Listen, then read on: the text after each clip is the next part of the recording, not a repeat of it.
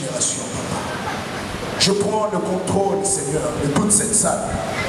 Je prends contrôle sur tous les esprits. Les flèches, Seigneur, ô Dieu de gloire, qui s'élèveront, Seigneur, pour combattre ce moment de la parole. Je le rends nul et sans effet au nom de Jésus. Père, laisse que ta gloire puisse se manifester en ces lieux. Qu'au travers de la parole, Seigneur, que tu puisses délivrer, Seigneur, les vies, Seigneur, ici présentes.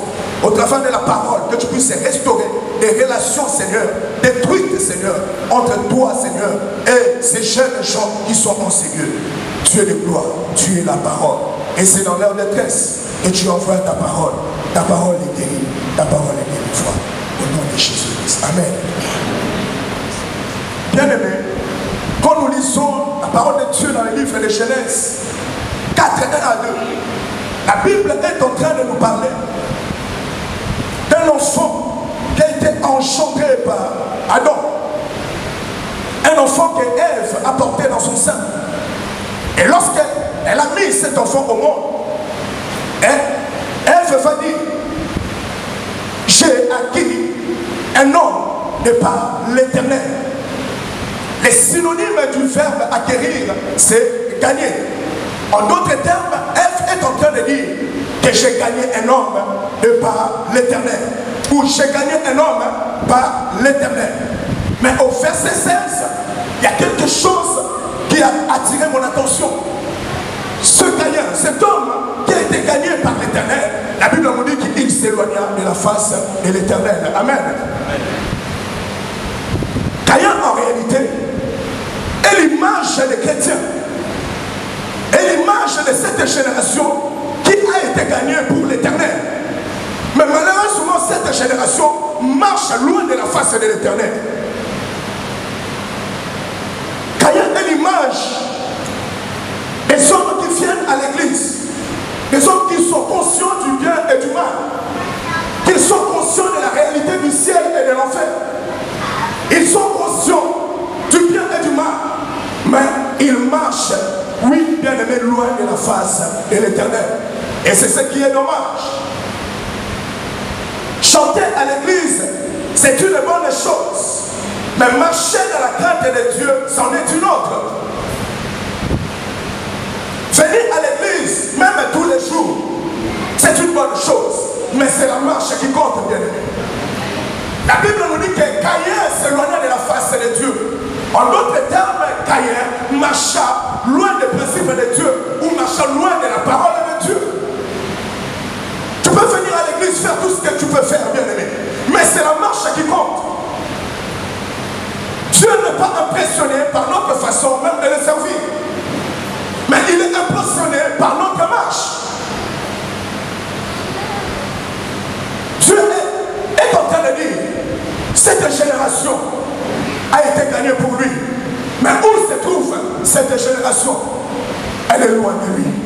Cette génération marche loin de sa parole, loin de ses principes.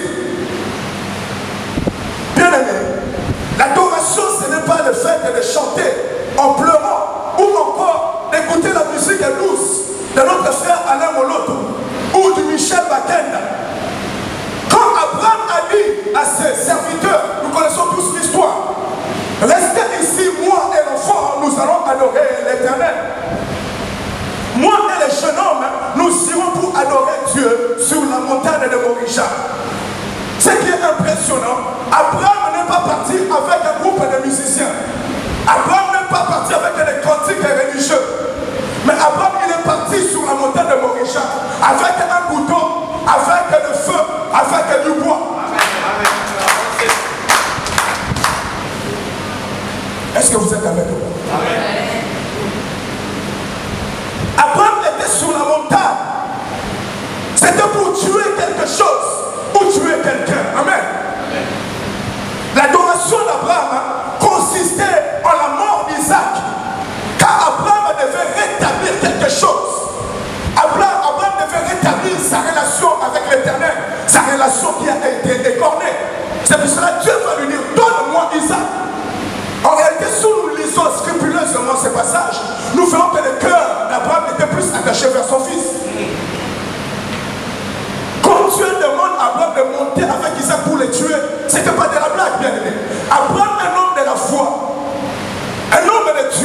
savait pourquoi Dieu lui avait demandé de sacrifier cet enfant. Et vous verrez, Abraham, lorsqu'il sort, il ne faut même pas parler avec sa femme. L'adoration, c'est plus dangereux que ce que vous croyez bien. L'adoration, elle est plus dangereuse que ce que nous croyons. Est-ce que je peux avancer?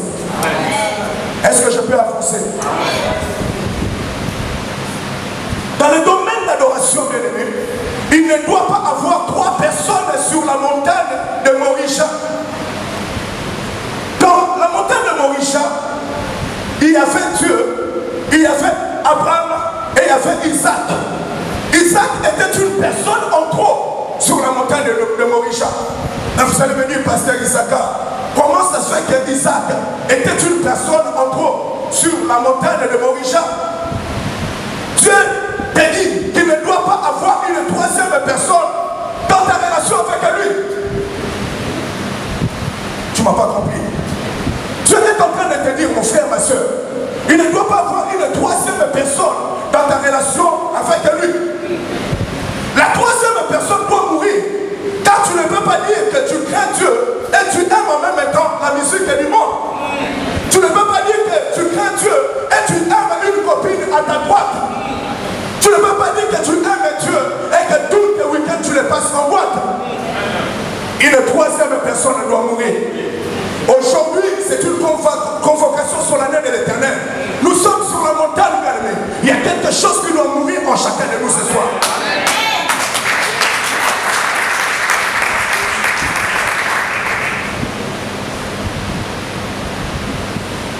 L'adoration, en réalité, c'est le rétablissement de la communion, c'est le rétablissement de la relation entre l'humain et le divin. L'adoration, c'est le rétablissement de ta relation avec Dieu. C'est ça l'adoration. Ce n'est pas écouter la musique, ce n'est même pas chanter pour Dieu. L'adoration, c'est le rétablissement de ta relation avec celui qui t'a créé. Vous qui chantez, bien-aimés, je vous aime beaucoup. Ne vous attribuez pas le titre d'adorateur. Si vous savez que vous marchez loin de la face de l'Éternel comme Caïn, ne vous attribuez pas le titre d'adorateur. Si vos vies ne sont pas en conformité avec Dieu, car vous courez un grand danger. C'est quoi ce danger? Le danger est que le diable se reconnaît en vous, mais le Dieu pour qui vous chantez ne se reconnaît pas en vous. Je vais le répéter. Vous qui chantez pour Dieu, ne vous attribuez pas par orgueil ce titre d'adorateur, car il y a des combats derrière ça. L'adoration est plus dangereuse que ce que toi tu penses. Si tu sais que tu ne marches pas devant la face de l'Éternel, tu marches loin de la face de l'Éternel, ne t'attribue pas ce titre. Parce que tu cours un grand danger dans ta vie. Parce que le diable reconnaît ses œuvres en toi. Mais le Dieu pour qui tu chantes même tous les dimanches ne reconnaît pas ses œuvres en toi. Il ne se reconnaît pas en toi. Dans ce cas, Dieu va te résister. Pourquoi est-ce que Dieu va te résister? Il ne va pas t'élever. Parce que derrière toi, il voit Lucifer. Tu lui rappelles Lucifer qui chantait pour lui, mais ne le craignait point.